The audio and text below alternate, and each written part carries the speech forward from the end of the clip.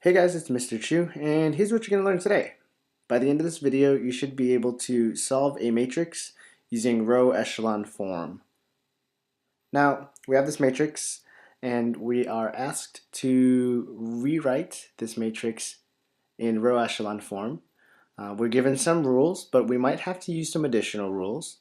From there, we want to solve the system of equations. So the first rule that we have, we're changing row 2 and we're going to add row 1 and row 2 together. So the matrix that we'll get is going to be 1, -2, 2, 9, 0, 1, 2, 5, 2, -5, 1, and 10. So that was rule A. Now rule B tells us that we're going to multiply each term in row 1 by -2 and then add that to row 3. So the matrix that we get as a result is going to be 1, -2, 2, 9, 0, 1, 2, 5, 0, -1, -3, and -8. Rule C tells us that we're now going to change row 3 again, so rows 1 and 2 stay the same. And for row 3, now we're going to add row 2 and row 3 together. So the matrix that results is going to be 1, -2, 2, 9, 0, 1, 2, 5, 0, 0, -1, -3.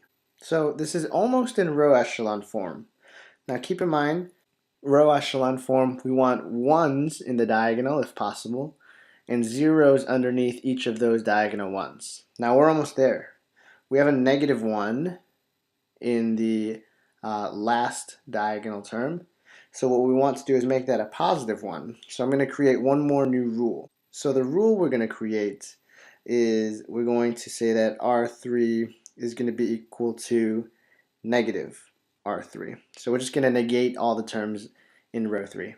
So we wind up getting our matrix 1, -2, 2, 9, 0, 1, 2, 5, 0, 0, 1, 3.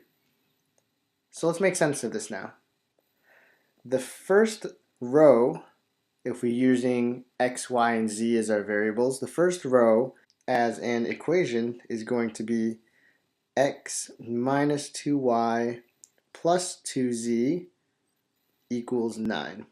The second row is going to be 1y plus 2z equals 5. And then the third row is going to be z equals 3.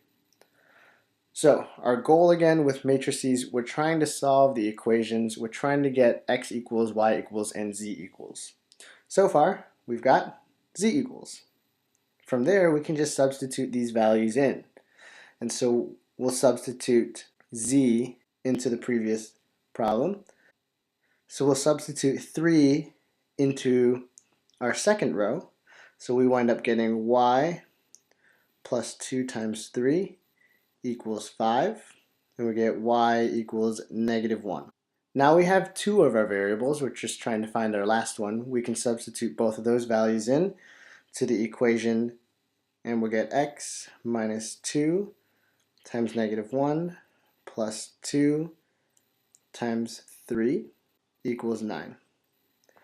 So we get x plus 2 plus 6 equals 9. And so we get x to be equal to 1. So the solutions to the system are going to be x equals 1, y equals -1, and z equals 3. And that's it.